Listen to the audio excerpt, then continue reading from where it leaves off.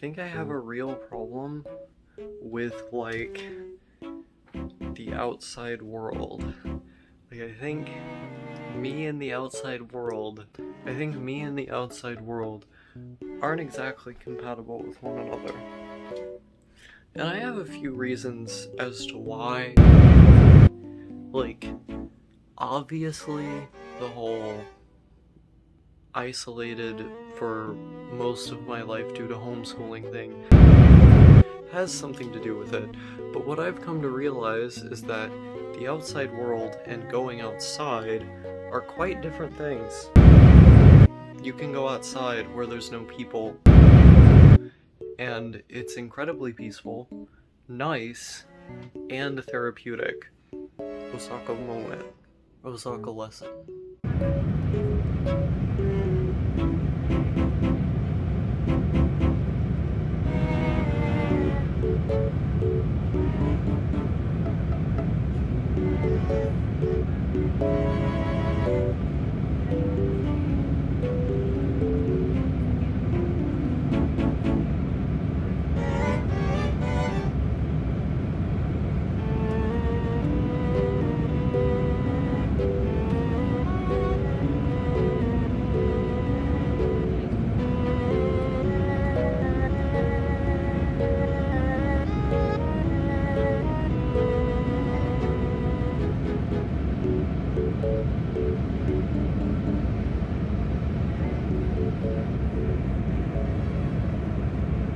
Whoa. We're like recording now, I think. Or is this... Okay. It looks like we're recording. Yeah. Fuck yeah. Okay. We're gonna take a look inside my fridge now. Ooh. Look at this. Pink monster. Pink monster. Out the wazoo. This is something to be proud of. I have no idea if I'm gonna release this or not, because it's basically just gonna be giving ammunition to people who have consistently told me not to transition, or that I'm just not like a real woman. But at the same time, I really doubt there are fence sitters on that issue who are just kind of like uneducated, who are now all of a sudden going to side with those people in the face of, both negative and positive effects for my mental health that I describe. So I think, why the fuck not, for the sake of transparency. I talk about these things anyway. It's like, you can only mitigate a reaction so much. You can only micromanage your image on the internet so much, to the point where, like, it's at some point you're just not going to be on the internet. Like, if you really don't want people to react to the things you're saying, just don't fucking be online. Which is something I've done, I guess, consistently for a while now. I'm getting fucking raped in this game, holy shit. But, currently I have COVID, and COVID is kind of kicking my ass. This is the second time this has happened. It's not a fan of me. It seems this virus shows up in my life an awful amount. But no, I went to the mental hospital back in December, back in like late December. I was there for, I want to say 4 or 5 days, and the whole time I wasn't on HRT. I got prescribed HRT while I was there. I got the Lily Osaka diagnosis, I guess you could say. Because this is something that I haven't really been disclosing, just due to, I guess, an innate fear of medicalism in Kentucky, even though, like, for all intents and purposes, like, by all traditional, definitions of gender dysphoria, like, I fit under them quite neatly. Like, I've been afflicted with this since I was like 6 years old. I've shown signs throughout my life that, like, have caused significant distress. And since getting on HRT, I both like became sober from a persistent drug habit that was in large part caused by that aforementioned innate discomfort. Um, and it's had a wide-ranging number of positive effects in my life in regards to my self-image, in regards to just like my will to live, because I'm like, well, if I'm a woman, if I can be a woman, if I can, put on the dress and like, and see the curvature of my body and see, how my hair is not gonna fall out and all that shit, like, these things increase my will to live when I went from, in the past, like literally attempting suicide because I thought I would never be a girl. This is something I've experienced. And so, um, like, wait, okay, so I'm supposed to take out this guy, alright. And so, like, the benefits here are pretty undeniable, but, um, it seems like there's a couple consequences under my belt as well that I have to reckon with somehow. One of the main ones is new slash worsening depression, which I think could possibly be attributed to some kind of hormonal imbalance. Because oh fuck, I mean Jesus Christ, I just run into the bullets, don't I? That was my strategy as a kid playing first person shooters. You just fucking run into them. But like, um, oh fuck, what was I talking about? My brain is soup right now. This is fucking virus. But like, new or worsening depression. Okay, so, um, this has been something. Like I've experienced depression in some form my whole life, but I've consistently been able to manage under the doctrine of this too shall pass, because I've been able to recognize for a while now that my feelings, however bad they are temporary. And I didn't really react emotionally to a lot of like emotional stimulus, like a lot of very normal emotional stimulus before HRT. It just sort of felt like nothing around me was real, or like nothing around me was happening. Or I just fundamentally like didn't understand why people around me reacted so intensely. And then, you know, after getting on HRT, like so many more things became, I suppose, like a life or death scenario in the way that I felt, in my early teens, albeit in a different way. And I started feeling loneliness all of a sudden. I never really felt loneliness throughout my life. Like that was never really a thing. Um, and then all of a sudden, like my whole life starts revolving more so like around people. It's not like I became, well, that's a bit of an exaggeration. It's not like I became an extrovert. But, like, I started needing and clinging on to, like, calls, for example, because I was just in my room. But, even when I went outside and I did things, if it was snowing outside, I could have a really nice time. Raining was also nice. If I was in a place I could explore. The other forms of weather just didn't fucking do anything for me. This has always been the case with me. I like mist, I like rain, I like snow. So those are the contexts in which I like going out walking. And I've had a history of having pretty big emotions when I see those kinds of weather. And I was still capable of doing that. But also, like many of the walks I went on, I just left them like feeling empty. Um, and it's the same, like, even with like a lot of games, like pre-HRT I would normally enjoy. I just left them sort of feeling empty. I left a lot of things feeling empty when I didn't necessarily before. And also, consequences for like my libido basically became non-existent.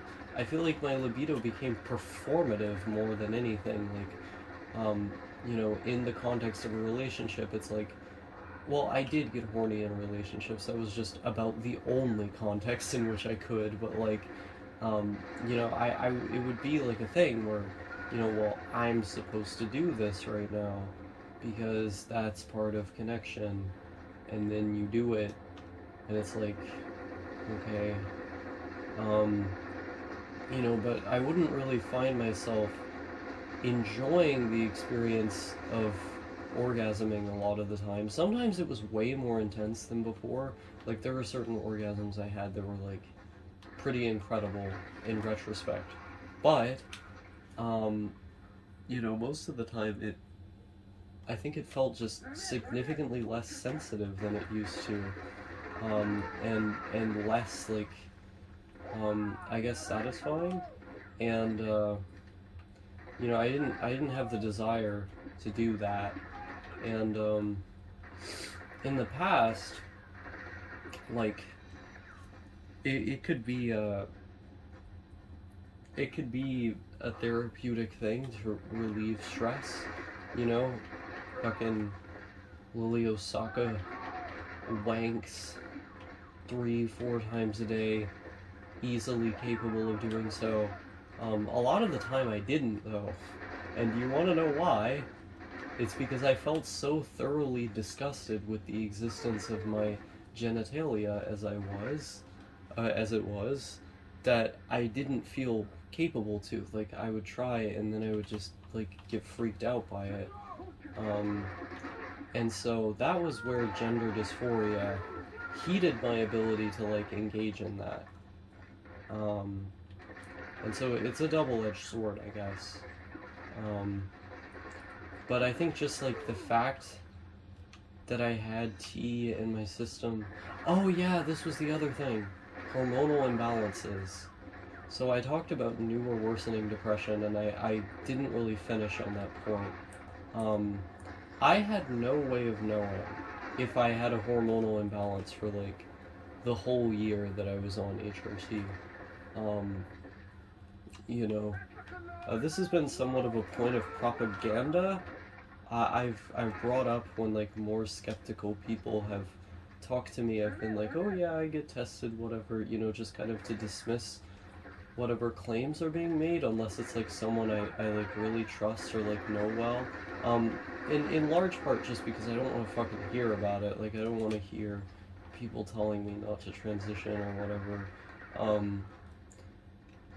Because all of the points of contention they have are like things that I've heard before, so I usually just try to shut down the conversation. And things that I've told myself a million times. But like, let's see, where was I? So if I had a hormonal imbalance, the depression would make perfect sense. I hadn't been getting tested to see if my hormones were in proper, like, female ranges. And, I don't necessarily have the capability to do that right now because I have, COVID. But, now that I have HRT prescribed, I'm supposed to refer to my general practitioner so they can refer me to someone to get blood work done, which, I mean, that's going to be fun, having to explain that. I have to give my psychiatrist the referral information and everything as well. Like, it's going to be a bit of a nightmare just because, like, having social anxiety and then being trans in the South, like, that's painful. But regardless of all that, oh fuck, these sand niggers coming after my swag. Never trust a sand nigger. That was a lesson I learned. That was a lesson I learned recently. Never trust a sand nigger. If there's one thing you can learn from this video, never fucking trust a sand nigger. Anyway, yeah, I dated Rome.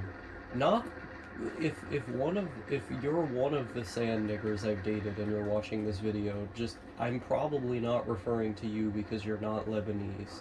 However, that this point is rather moot. Anyway, but yeah, like it's so HRT is has been significantly helpful, but I think the side effects, the potential side effects from the anti-androgen in regards to depression, or the potential implications of having a hormone imbalance that I don't know about, have worsened the experience for me emotionally, making me more like clingy, I guess, or less interested in old hobbies, or like the mindsets that used to help me cope don't help me cope as much as they used to when I'm in that hormonal state. I think maybe I'm wrong, because like I'm getting back on it again after being on a track record of healing. These are basically just theories that I'm positing, by the way. Maybe it was the relationship that I was in. I was in a relationship for over 7 months, that in many ways, was very bad for my mental health. Like, both of us were very bad for each other.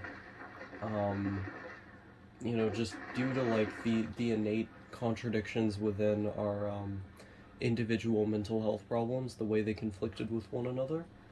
Um, and that's a story I can tell another day.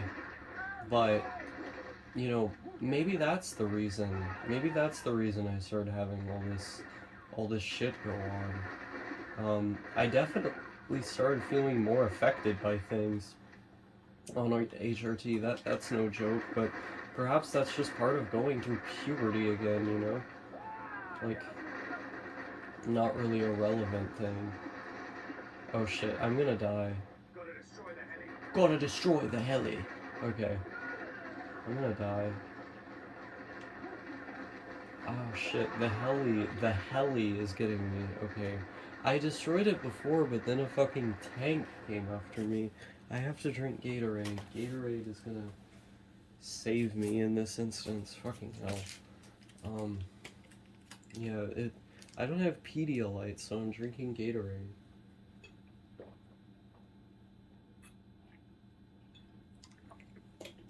Gatorade is basically Pedialyte from my understanding, except I think it causes kidney stones. Maybe Pedialyte causes kidney stones too. I really doubt it. Because it would have less like sugar and salt and stuff, right? Regardless. Yeah, so currently inconclusive, I suppose, on the effects of HRT. I've made a number of significant changes in my mindset recently and my behavior since getting a therapist, like a good therapist, and we're gonna see how that goes. This could entirely just like be a behavioral problem for me. It's maybe it's not necessarily like attributed to hormones. For one, I'm gonna get my hormones balanced because I'm gonna start having tests. Now that I'm getting back on it and everything. And then we'll see how that goes, basically. And the emotional changes wouldn't even be that big of a deal. Like, I would learn to cope with them if I were in an environment where I can do so, because currently, like, the environment that I'm in has so many disparate stressors, and I'm so isolated that the newfound need for social interaction I seem to only possess when I'm on HRT, in tandem with the bigger reactions to the various things around me, in tandem with these new emotional problems that like I haven't learned proper coping skills for, etc., etc. Like that's a lot to be dealing with under the pretext of things being as stressful as they have been at home. or, you know, at certain points, just outright unlivable as they have been at home. You know, like, I was always able to adapt under the most, like, stringent, um, strenuous conditions, you know, back pre-HRT. Like, I could just brute force my way, like, out of so much shit, and I could just live like that, you know, like, I just adapted. Um, but, you know, at this point, it appears as though it's more difficult. Um, you know, I think mindset probably has a lot to do with this. I sort of clung to my ex's clinginess. And, you know, you hear stories of people who heavily rely on one person and the various changes that occur with that. It's no, not a good. It's not a good. It's not a good way to be. Oh shit.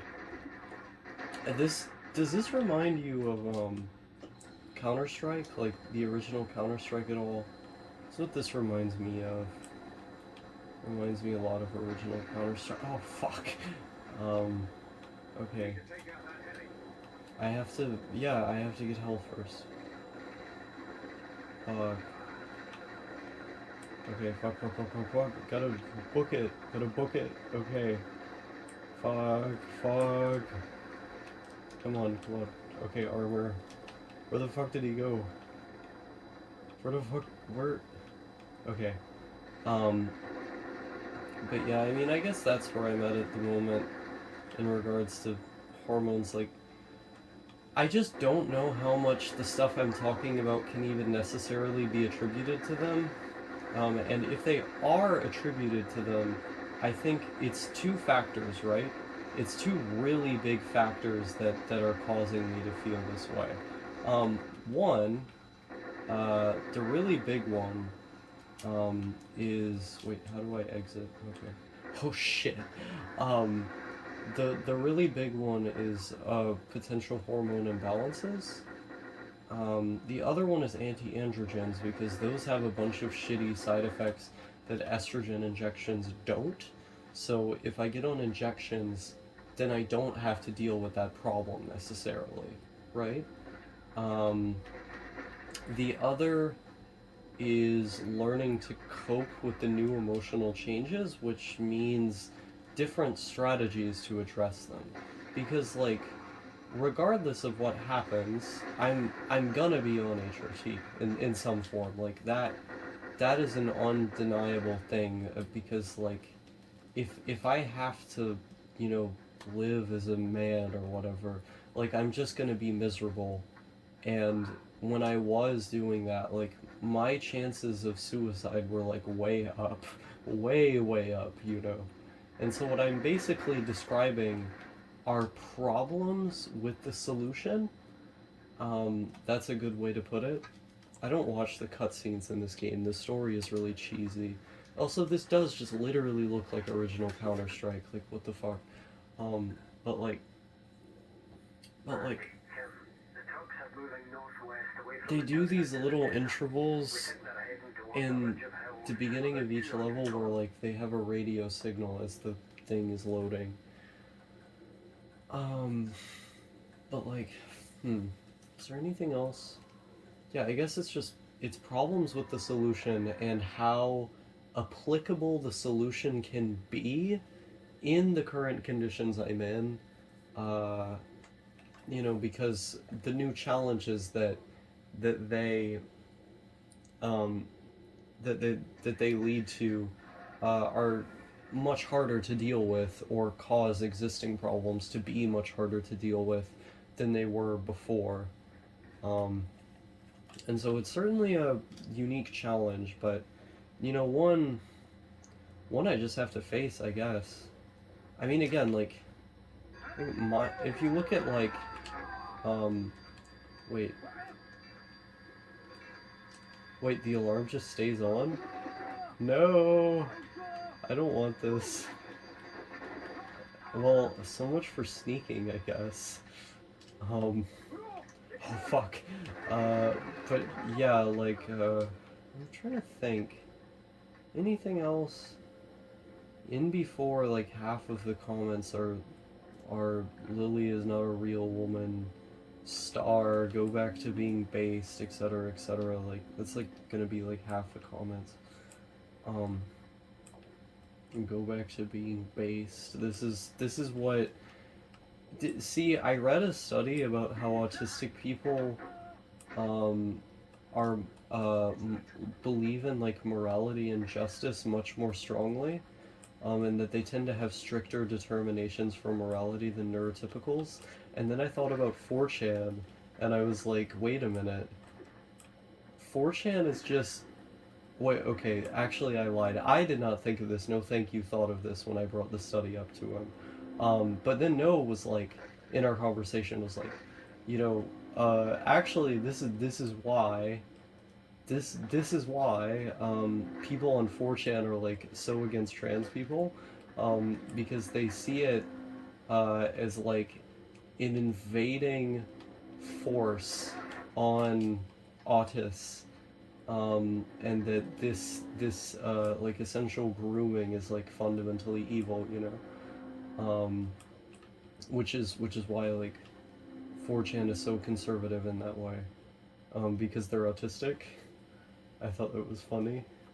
It also just sort of makes sense, right? Um, the This is the other thing, is thinking in black and white. Uh, Autism. Um, yeah, what else? Yeah, the trans discourse. I don't I don't think I have anything else to add on that. How long is this video? Okay. Uh, what else? No, I don't think there's anything else. I covered hormone imbalances. I covered hormonal changes. Yeah, I guess, or the effects caused by them, right? Oh, Jesus. Okay, now I know what that does. Yeah, the other thing is that I've consistently felt like they've made me dumber, uh, because I found myself...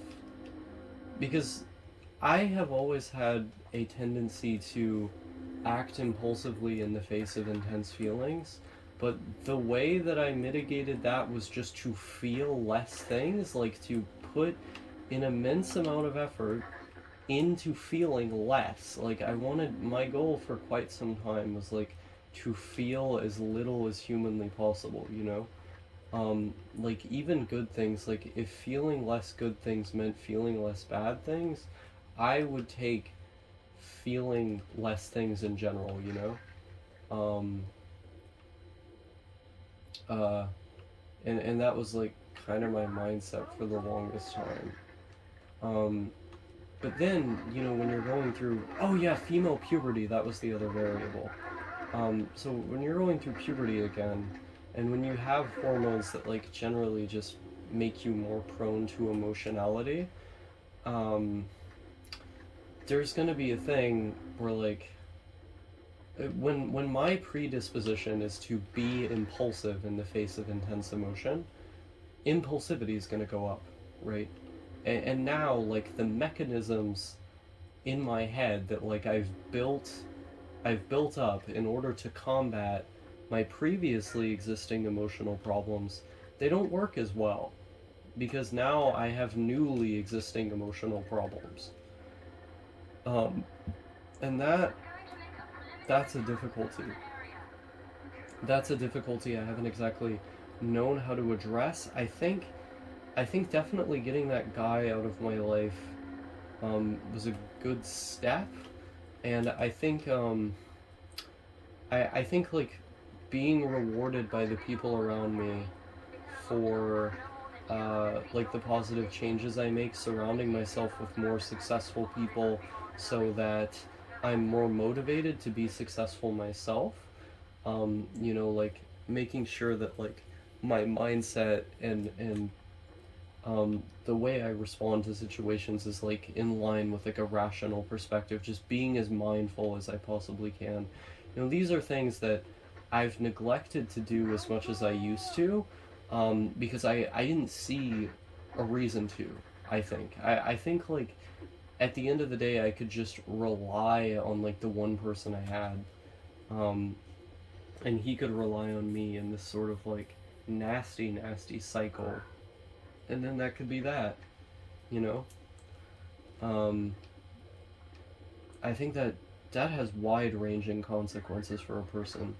But maybe it's not even hormonal, because like in the first couple months of HRT, you know, I really didn't start running into problems. I didn't start running into problems until like really, yeah, until that relationship started.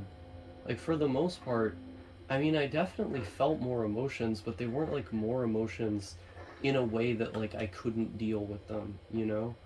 Um, I could deal with them. I don't know what to do here. I'm gonna have to look up a walkthrough after I'm done with this.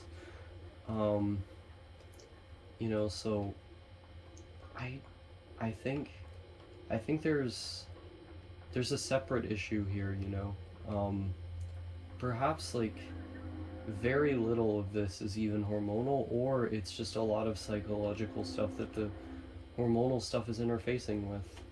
I'm just not entirely sure yet. Um, yeah. Brains, they do be doing. Wait, I'm one more minute until 30 minutes. I have to make this canon with the rest of the Osaka syndrome content, or else I'm just being a larper. I'm pretending to be myself. Because my videos as of late have been like upwards of, I don't know, 30 minutes to an hour. I prefer that. I prefer the longer videos. I don't want to like look at my channel and then have a bunch of short videos unless they're like written. Because the length is usually, oh my fucking god, are you serious? Okay. Because the length is usually like a designator of whether or not it's written. So like if it's like a 10, or if it's like a 5 minute video especially, but if it's like a 10-minute video, you're like, oh, okay, this is something she wrote. Um, but like the longer videos, people can pretty reasonably assume are vlogs. Um, I started having really high standards for like what vlogs I produce. Like I wanted them to be like the videos that I clip together at all times, or I wanted them to be like a super intriguing subject at all times. But right now I've been toying with the idea of just doing videos all the time again. I find that appealing. And I think I'm at a stage in my life where like the productivity associated with that is something I definitely need. Writing poetry has been something I've been consistently doing, which is like added to a sense of progression. Same with reading books, which I haven't been doing nearly enough because of like the noise issues in my house. Um, but I mean that also, you know, helps with like having a sense of progression each day. Um, the videos are another piece of that, and if I can, you know, just kind of put stuff out again, you know, it doesn't really matter like if I lose subs, because it's not everyone's cup of tea, or if like the standard of quality isn't super high, because I don't make these for anyone but really like myself. I mean, that's always been the case. Oh, that's all I had to do? What the fuck? Okay. Um, but like, wait, so I disabled the. Wait, so I got rid of the lightning on it, so do I have to do this now? No, okay, that doesn't. Well, I mean, it lit up. Okay. People who have played this game previously are like losing their shit at me right now, I'm sure. Um, but what the fuck was I talking about? Yeah, but like the point of this channel has never been to have like super um, well edited videos or whatever. Oh, that was what we were supposed to do. Um, it's always been a vlogs channel, and like, you know, some of the forgotten classics of Osaka Syndrome were the videos where I just pointed the camera in front of the TV and I talked. I think like the lo-fi aesthetic of the channel has been one of its like biggest appeals, and so I wanna I holy shit, the slowdown. Okay. Oh fuck. No. The way you change weapons in this game is so slow. It's like actually kind of incredible sometimes. I mean, this game is pretty visually impressive for like a PS2 game. Um, but like Jesus, the slowdown can be pretty gnarly at points. Investigate the truck. Complete. Okay. Damn, shouty. Oh, do these two use the same? They use the same kind of ammo. Okay. I need to get a better weapon, I think. Um, this bitch is talking over me, so I'm trying to think of what to say. Oh yeah. Okay, so the lo-fi videos, I would I would like to do more just like this because, um, you know, like there are people out there who see the content one produces or the volume of content one produces as like an insult to the viewers, which is why they subjugate their releases across multiple accounts, which is something I've tried to do, but at this point, like, Osaka at Night is really just for like short videos, like really short videos, or like random tidbits of things that I feel like just don't fit here. But even then, like a lot of the time, those videos have ended up in compilations that end up on this channel. So like, what even defines like the nature of the content on this channel? Um, I think generally like it tends to be length and scale. So like a video that's a compilation of smaller videos that I put on that channel, or like I Am Ukasuga or something, which, you know, people seem to be finding as of late.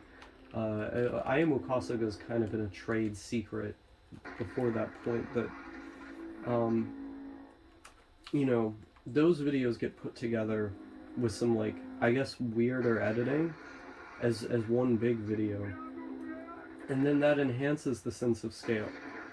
Um, and so I guess that's okay. I guess that's why length is important to me. Um, lol. I wonder how much I damaged my phone by doing that. All I did was move on the bed, and then that happened. Sorry for the noise, bros. Lily bros, Pepe hands. Um, but yeah, like, fuck, what was I talking about? I don't know. Osaka Syndrome has more, like, scale and shit. Uh, this video has scale because it's 40 minutes long. Uh, brains be doing.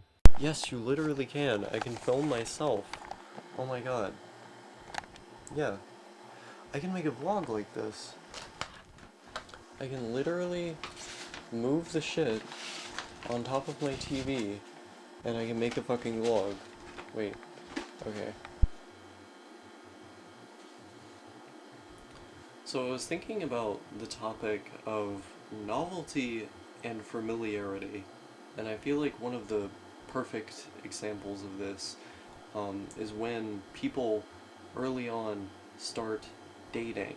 Like, you go your whole life hearing about this nebulous concept of the girlfriend or the boyfriend, and it's cherished. Like, people bring it up almost like it's a status symbol, or at least that's the way that you internalize it when you're that age.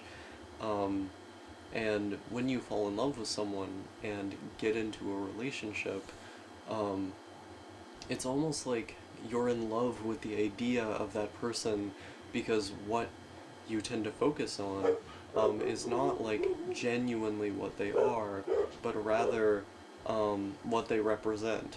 Um, you're in love with the idea of having a girlfriend now. You're in love with that initial excitement, rather than who the person really is. That's novelty talking. Um, which is where I think familiarity is far more valuable, because once you get over that initial high, once the idea of a relationship becomes so much more familiar, um, you can begin to love someone for who they are, not for the concept of who they are.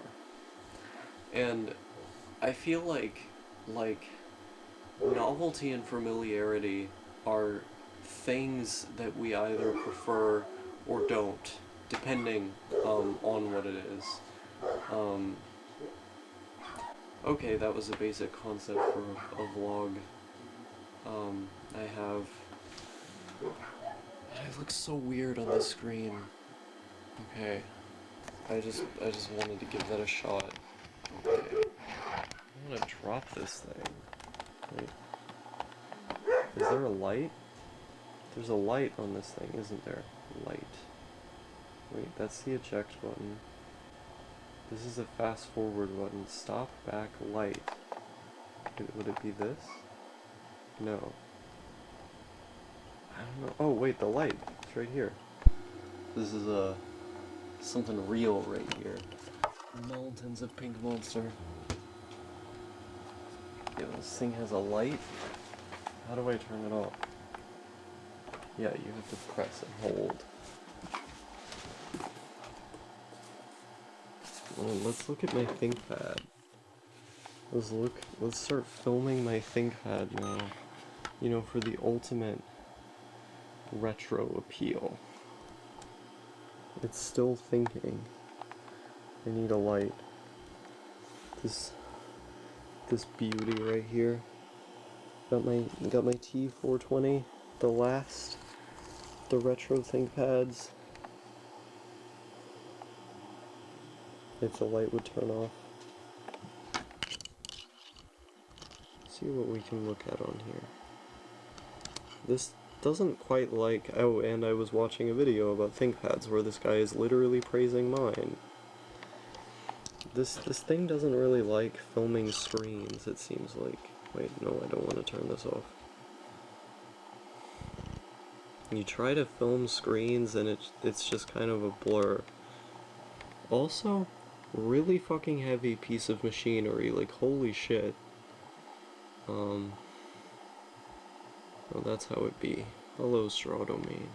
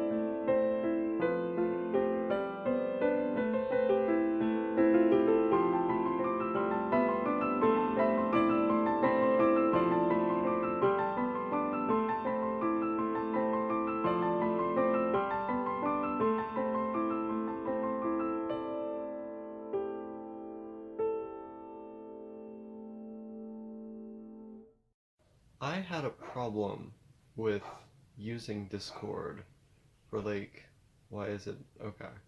I had a problem with using Discord for a long time. My main issue was that I saw my attention span just going away over time, and one of the big issues that this led to for me was in making it more difficult to engage in my hobbies, like anime, for example. When I left Discord for, something over a month, I think it was a month and a half last year, I watched so much anime in comparison to the the rest of the year and the year before. It was like I would watch a show like once a day, or even two shows in a day, I think sometimes, and I was just really like engaged with the medium.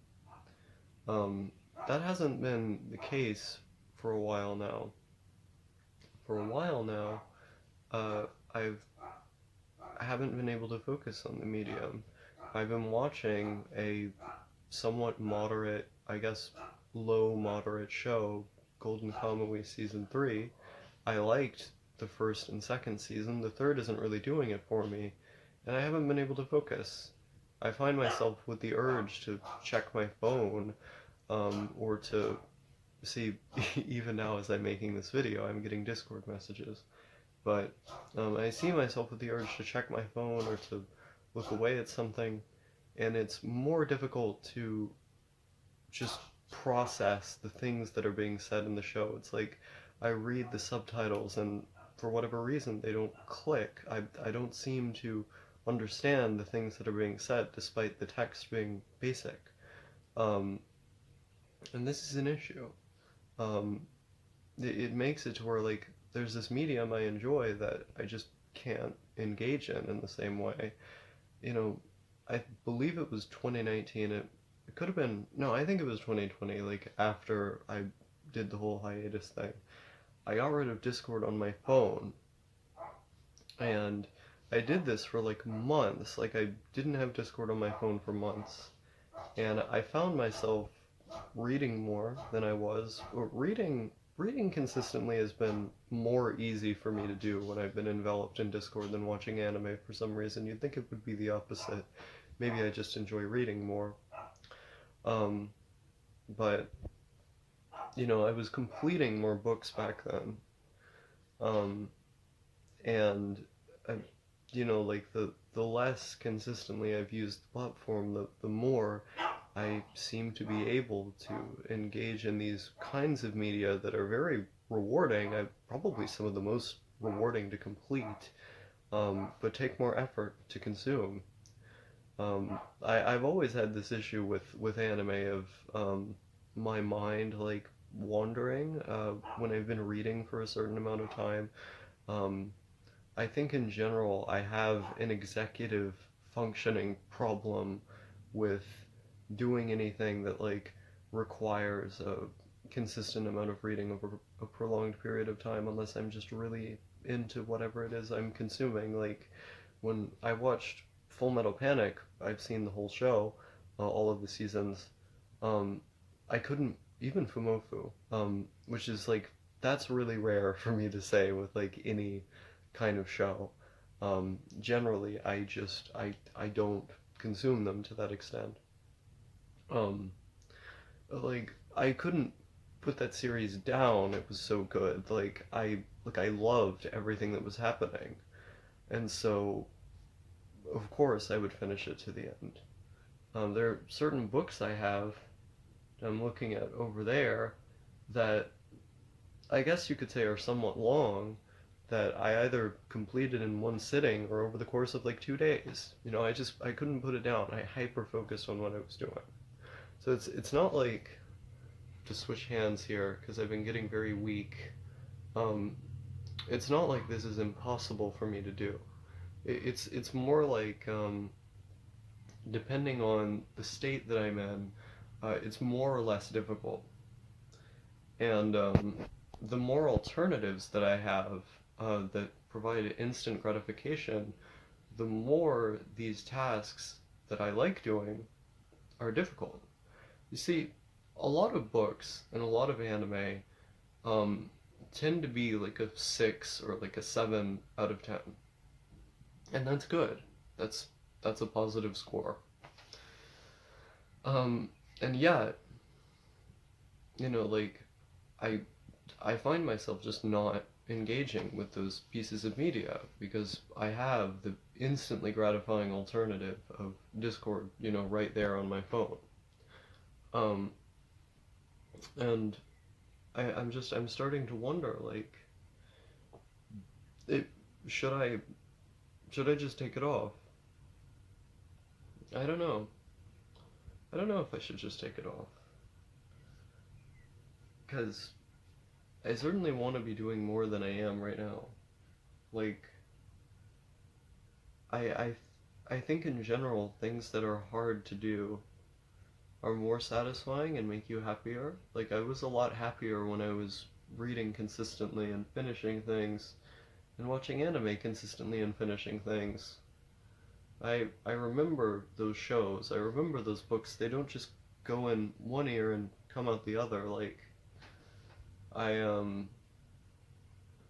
it was meaningful. I remember a lot of the video games I play too, but, I want something that takes a bit more effort, that, like, I have to think about.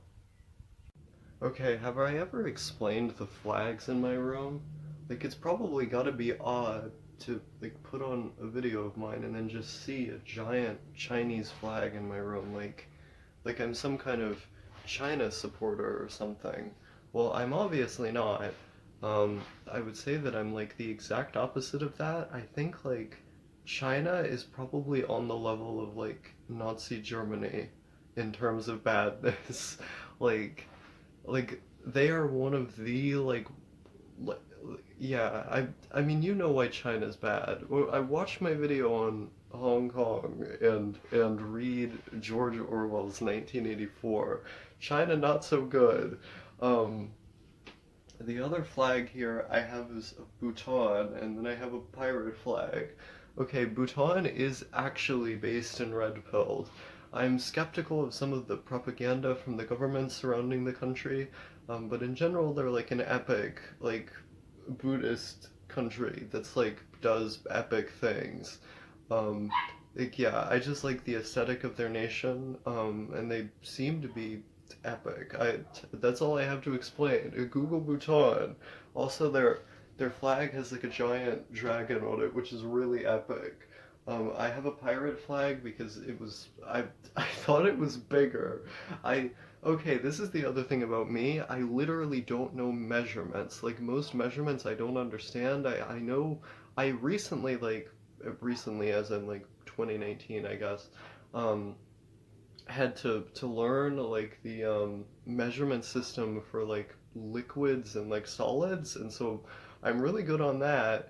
I just taught it to myself because it was necessary for things I was doing at the time.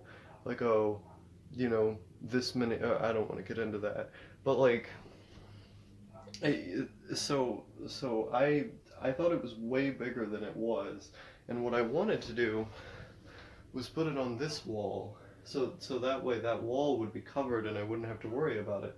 I used to have the flag of Kazakhstan here, which is, I guess, a pseudo fascist kind of country. Probably pretty confusing to have a country like that up there and then have another actually fascist country like China there, but don't worry about it. Um, their flag just looks epic. Like, it just has a really epic aesthetic. It's got that, like, screaming blue and then, like, an eagle, I think, on it. That's so cool. And so I had that there covering the wall. The main reason I have these flags here is because for the longest time I haven't been able to afford posters. When I've had money, I've had to put them into other stuff that was more important, or I I could do the alternative thing, which is get really big flags. Um, that Rakugo Shinju wall scroll, which, yes, I did tape up instead of putting it the right way. Um, that wall scroll I've had for, like, a long time. I think it was, like, a gift from, like, a boyfriend at one point. I don't even remember. I think that's what happened. Like, I had a boyfriend who gave me that. Anyway, like, it might have been. Maybe it was money a boyfriend gave. I don't. Whatever. Like, so yeah. Like, I have that wall scroll there, and it's big and it looks epic. I want more big things to encompass space in my room. Like, I don't like the wall just being plain. I don't like looking at it and then thinking, oh, it's just an empty wall there. Okay, there's There's nothing there. It feels dead and empty. Now, you must really think I'm a fascist now because I have a sticker of the T-34 tank from the USSR there. No, I just like the aesthetic. Um, those tanks specifically are really cool. I really like all of the old Russian tanks. I really like, but then I have a Ponyo Ponyo Digikara um, poster from New Type magazine. It says right there.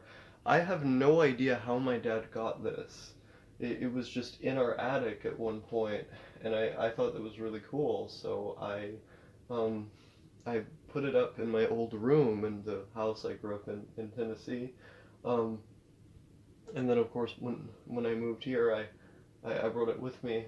Um, I have a Spirited Away poster right there, like a print of like art from the show in some Chinese place.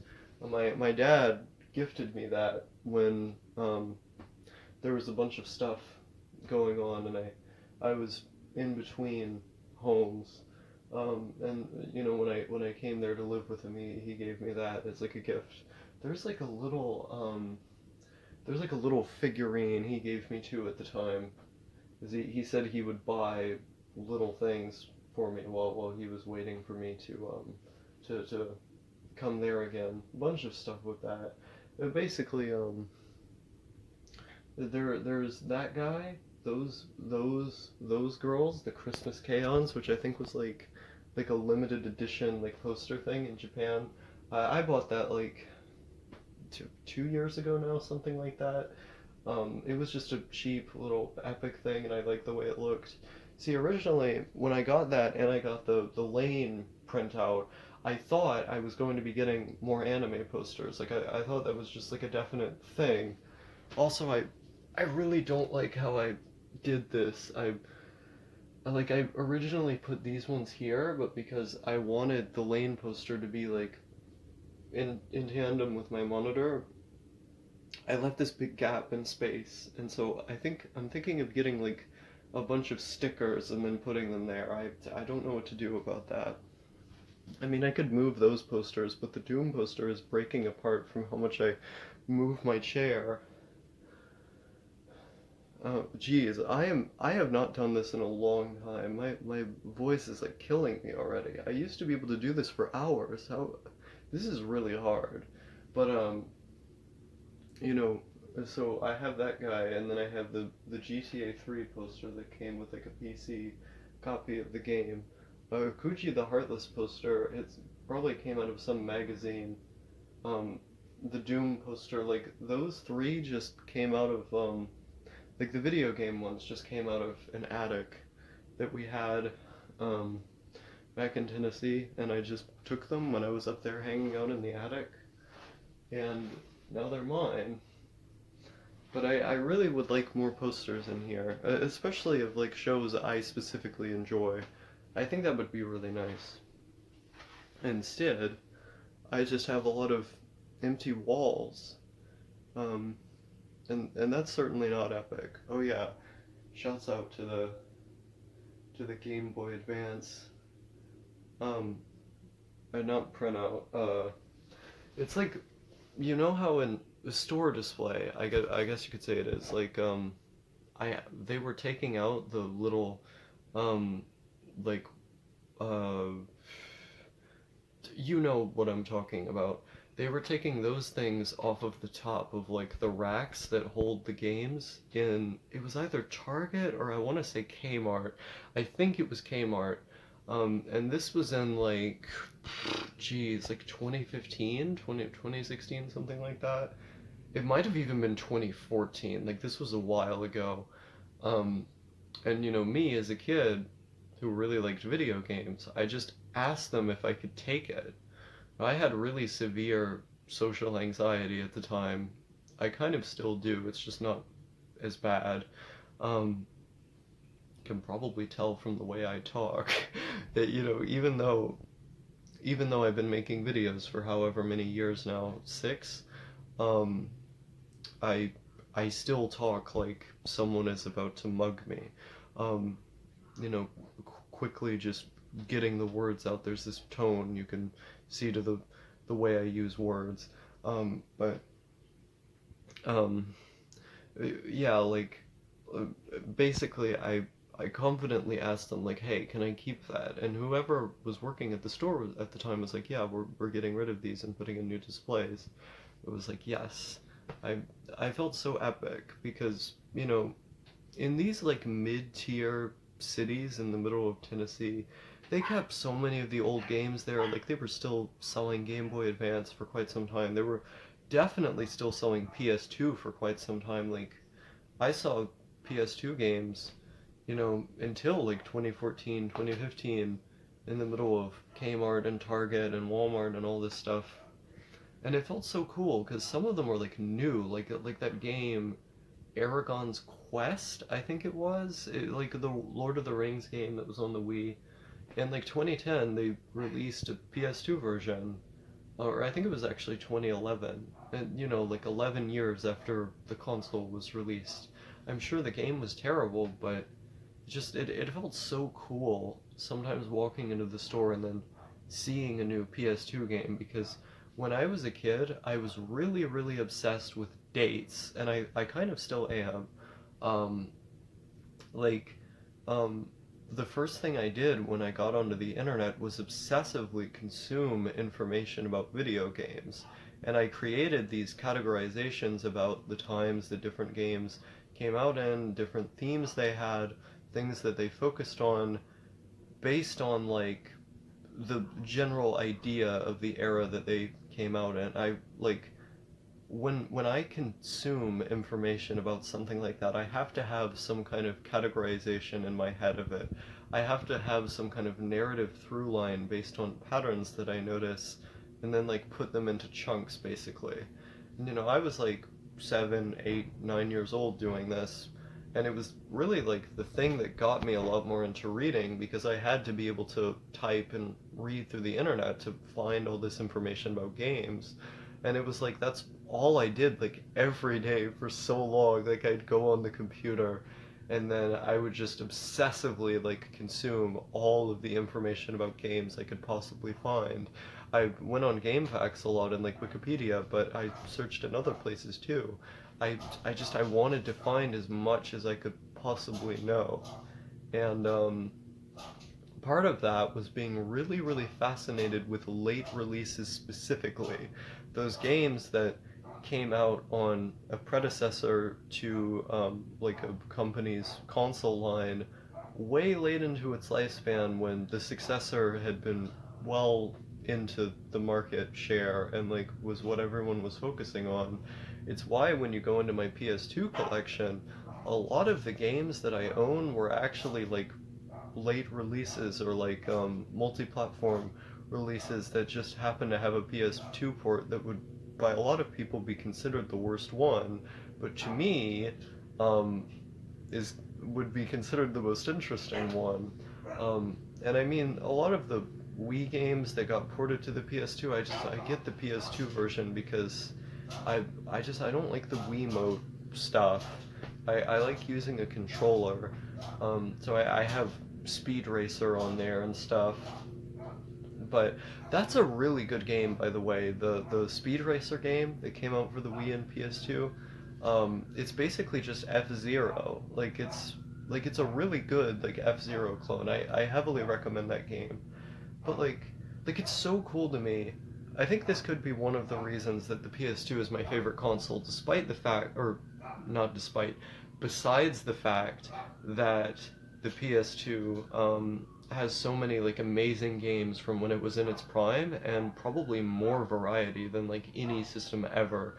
One of the things I really, really love about it is the amount of late releases it got that had a lot of heart put into them.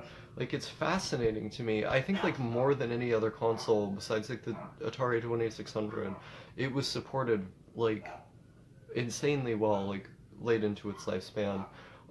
One of my favorite games on the system, in fact, is the PS2 port of 007 Quantum of Solace, which is like basically like an Uncharted style third person shooter with like really, really good graphics for the system. Like they're super impressive.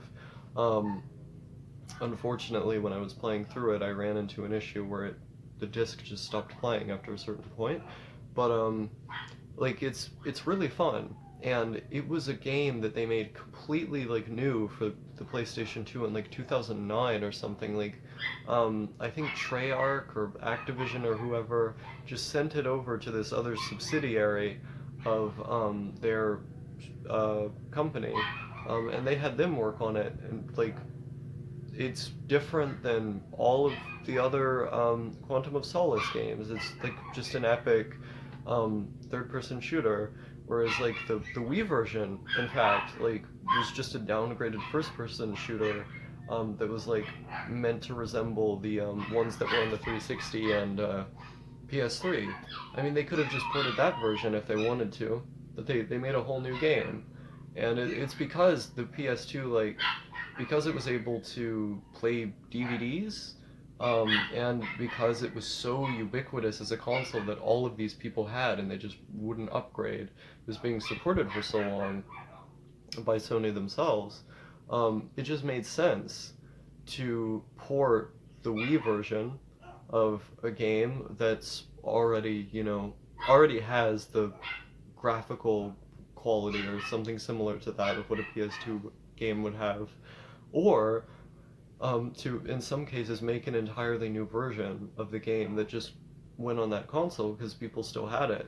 And that's really, really interesting to me. Like, and so like there's this like childlike sense of fascination that I get when I play games on the system, even if I don't necessarily enjoy them.